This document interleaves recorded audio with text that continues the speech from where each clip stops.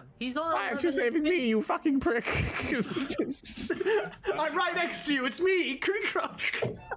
Punch in the face. You're saving the robot you can repair.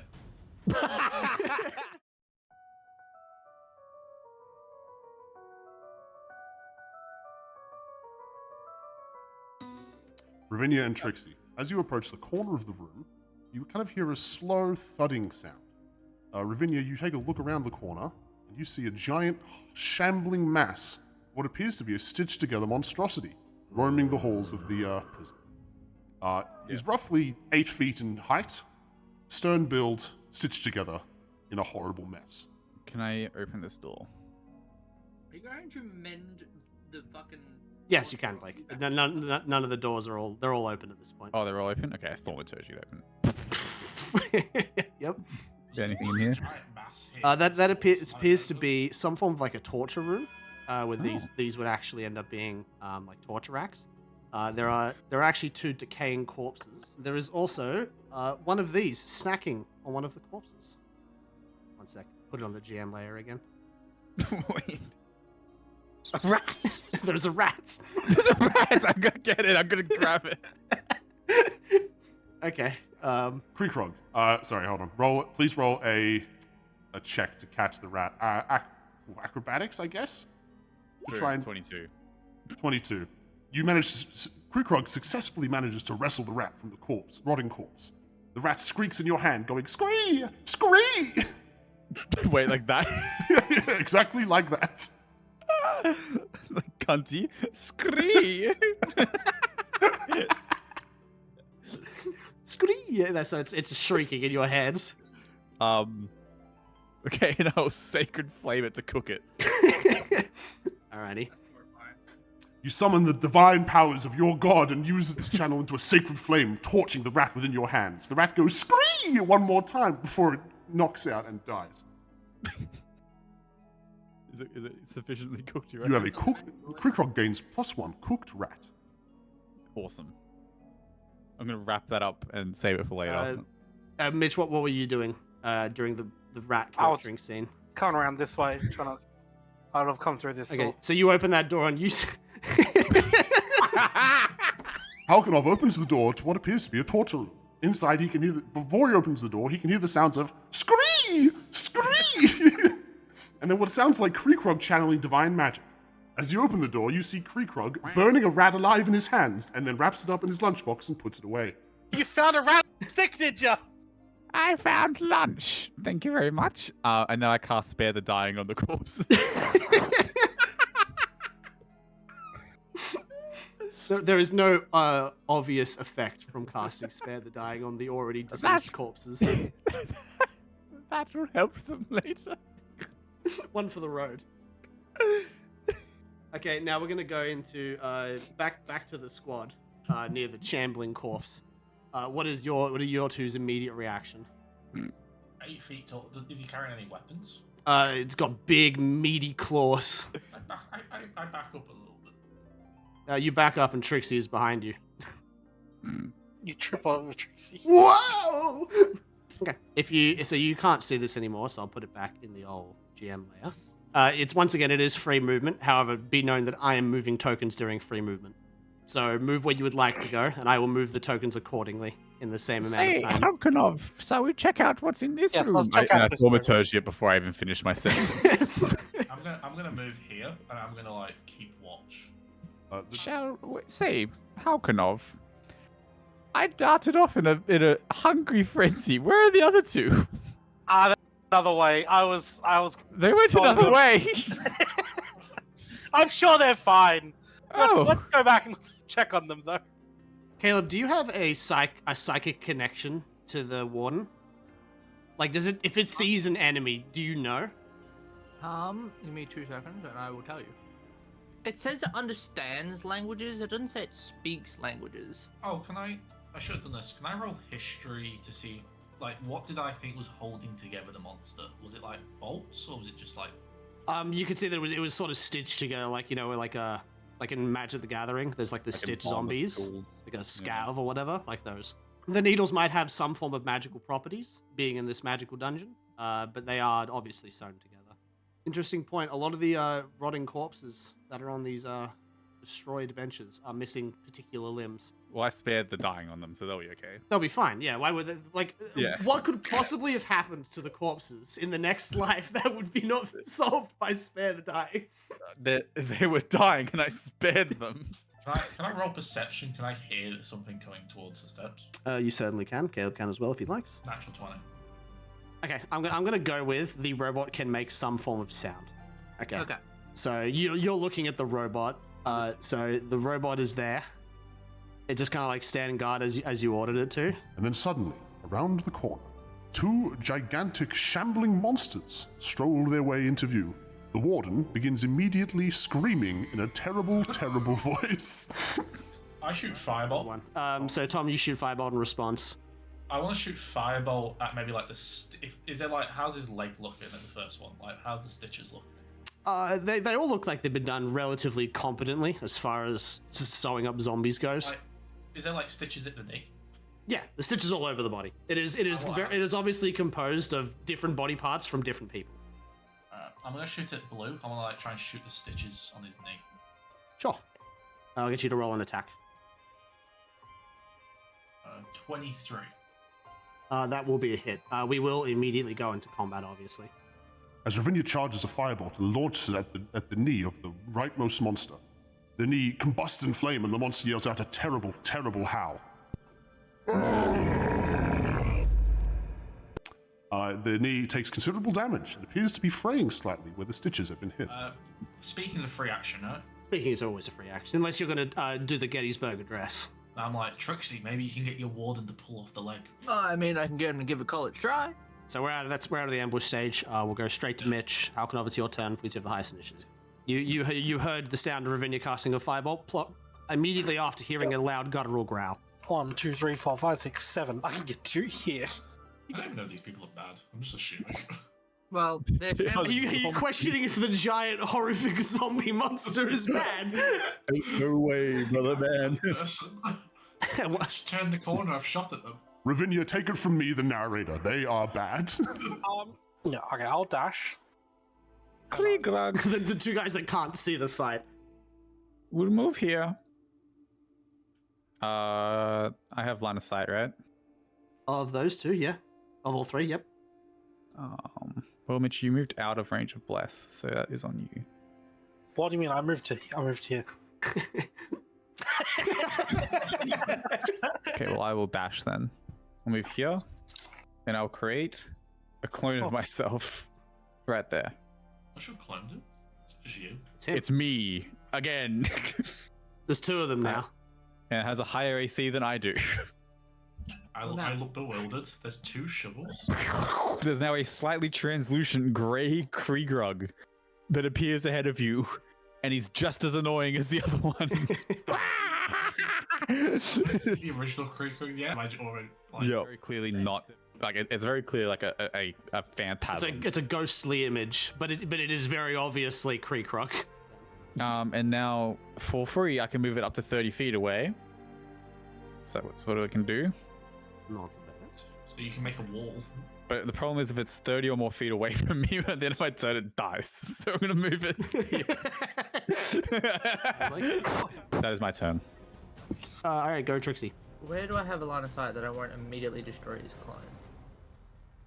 Well, considering you've got a little robot and Sam described them as 8 feet tall. Yeah, you can see over the robot. Well, I'm not so worried about the robot. I'm more worried about just dispelling Blake's clone immediately by hitting it. Dispel magic! I'm gonna stand here and I'm just gonna firebolt blue. My roll to hit was 24. Okay, and then you clicked roll damage, which was then 17 fire, correct? Yeah. Trixie summons the power of fire from her hands, launching a firebolt at which area did you describe? I'm gonna hit the shoulder because I can't get the leg from this angle. At the left shoulder Sam, of did the you- second giant. The warden's turn, I imagine. Yep, immediately following you. Can the warden try and like rip at one of the limbs that have been damaged? Yeah, I can certainly do an athletics contest. Yeah, I'm gonna give that a whirl. Oh, Hang on. a 12 to athletics. Yeah, Okay, give me one I moment. believe it. Oh no, wait, it has +2, so a 14. Sorry. A 14.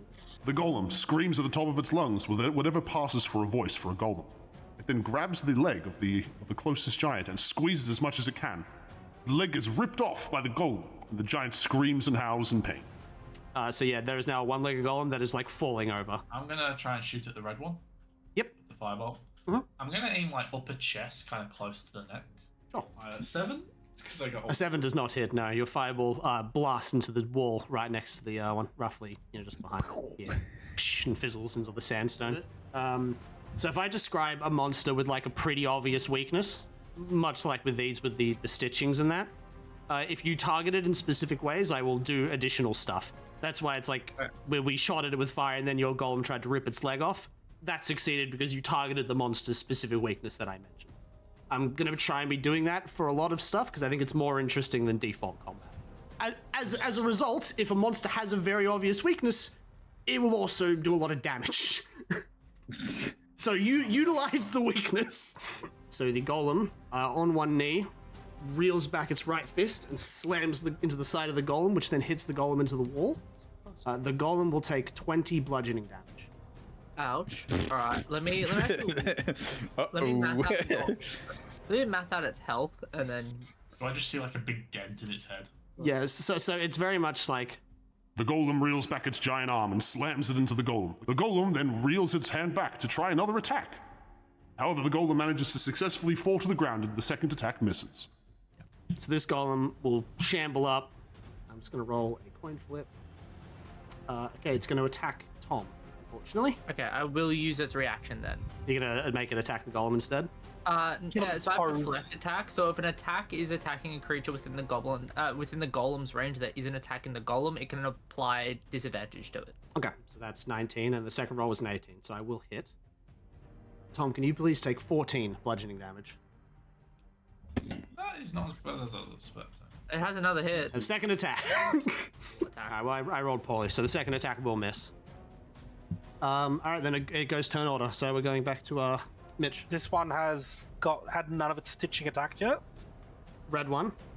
Tom tried to aim for its head, but he missed. All right, I'm gonna go for whatever stitching's around some of its arms.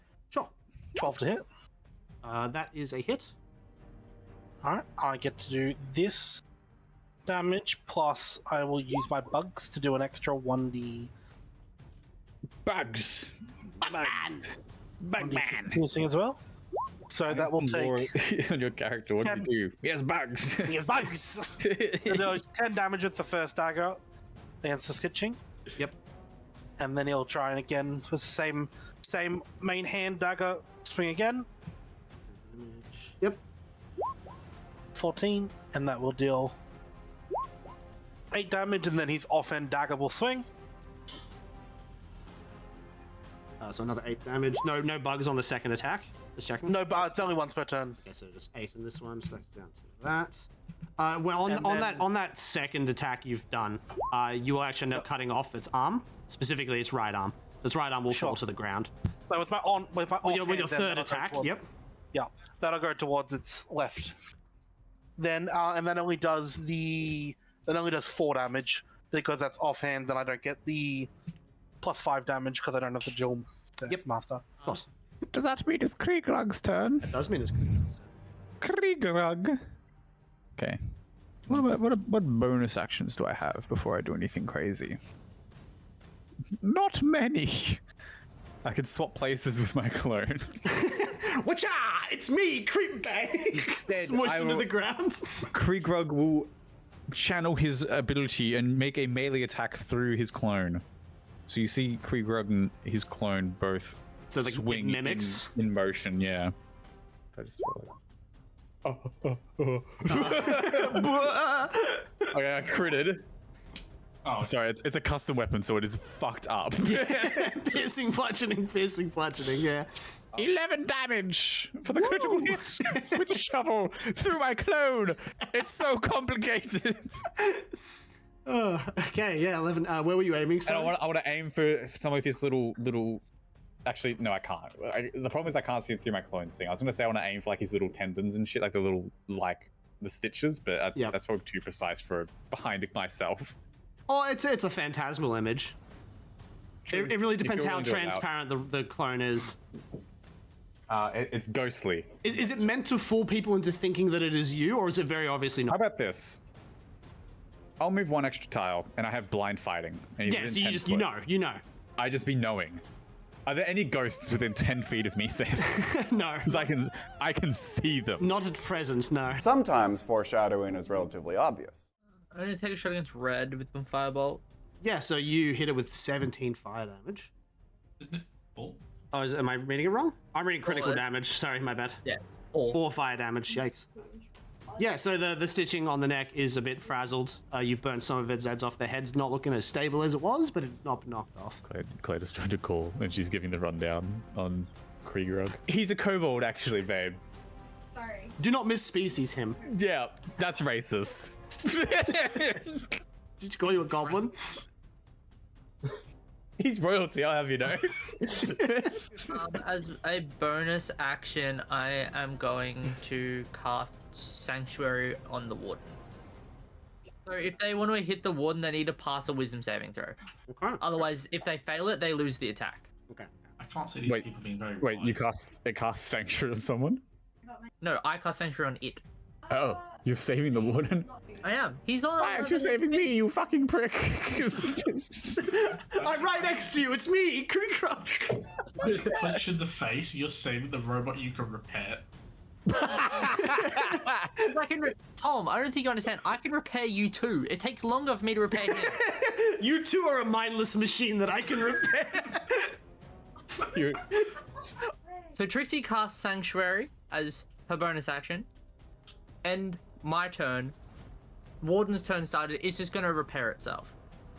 So it heals 2d8s. 11. Not bad. Alright, I'm going to use my longsword to swing at the leg that Blake or Kreekrug already damaged. Yep, it's the right leg. Yep. Swing. So at 19, I'm assuming hits. That will hit, yes. 5 damage. 5 damage. Blake, how much damage did you do to it again? So, I did 11 damage. we're in Gideon. It's just slightly on enough. The leg is still attached. You managed to do a bit of slice. It is very barely hanging on, though. And then I guess 9 doesn't hit. 9 will hit. 9 does hit. That's the bare minimum. Alright, and then I'll do another. Damn, I rolled really bad. I rolled a 1. Yeah, you were like a 5 or something before. Yeah, I was like, damn, someone missed. 6 damage. 6 damage. Yep, so you will saw through the leg at that point. So this golem also falls down to one knee and screams in horrible pain. I'll do an unarmed strike. I'm going to try and punch it in the face. 13. To hit? Yeah. Yep. That's 4 damage. Its head has been damaged, but it's not falling off, but it is not looking that good. We'll start with Blue, which yells out a guttural scream and begins lashing out at the closest thing to it, which is the Warden. So it has disadvantage because of Sanctuary, correct? It has to make a Wisdom saving throw. Wisdom saving. It has to pass a wisdom saving Wisdom, throw. yeah, it has to make a And Wisdom if it saving doesn't, throw. it has to switch targets or lose the attack. Yeah. So it, What's yeah, the if DC? it passes a DC 15. Sorry. Yeah. Yeah, it fails. So it will attempt to swing at the golem, and it fails the check. So it loses the attack. Can it use its second attack also on the golem? Each attack. So if I do another attack, we do another check to see if Makes an attack, and he targets the warden creature with an attack. Okay, it will target it with another attack, and I'll roll the check again. DC 15. Yeah. Fail. The golem is shitting its pants. It can't. It's so angry that it has forgotten how to punch. Other one screams in violent anguish as it lashes out at the closest thing to it. I'm rolling a D4. 1. It will attack Kreekrug's clone. What is the AC of your clone? 17. 17. It's higher than me. Meets it, beats it. The golem strikes its hand up into the air and smashes it down, squashing Kreekrug like a pancake. As the Kreekrug is crushed, you hear a small squee come from the body as it shrieks in horror. Okay, then I'll... Side to side to make sure the real Kreekrug... Yeah, no, to what you've just seen, Krug. You see Kreekrug. Like flat... Gobsmacked, like standing there, like facing reality, like, what the fuck? Could have been you. Okay, so I will then roll to attack the next one, which will be Ravinia. We'll end up missing Tom. So this one's missing currently just its right arm. No, it has had a leg cut off as well. Wait, which one are you talking about? The red one. Red one has no right arm, no right leg, and its head is looking barely attached. Alright, I'm gonna go swing for that fucking head then. First main hand dagger swing. 17 to hit. That's a hit. So you will slice its head clean off.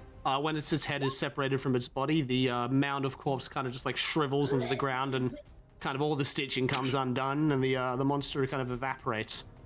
Oh, lovely. Excellent. I'll move around all the way to around the other side of the blue one and attempt to do the same thing. So second attack with main hand dagger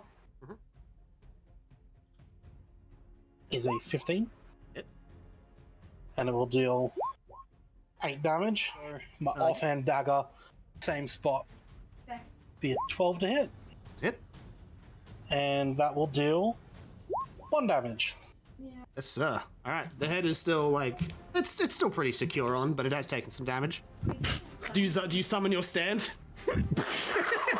And it swings. It comes out of the wall. Can you summon the stand?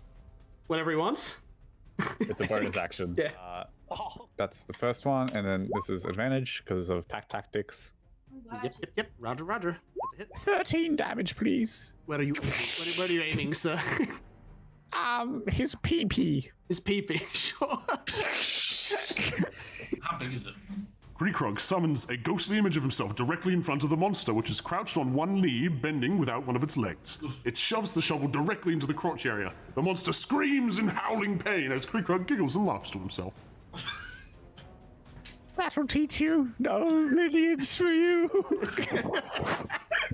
No lineage for you. He says to the moundless corpse that's missing a leg. How much can I see from here? It's on the ground, because we knocked one of its legs off. You don't have a good shot, I'll be honest. You'll need to move. I want to give it an attack with my wacky rapier thing that I got going on. You've got a wacky rapier? Yeah, so part of my like damaged arm, like because I replaced it with like that robotic clockwork arm thing I got going on.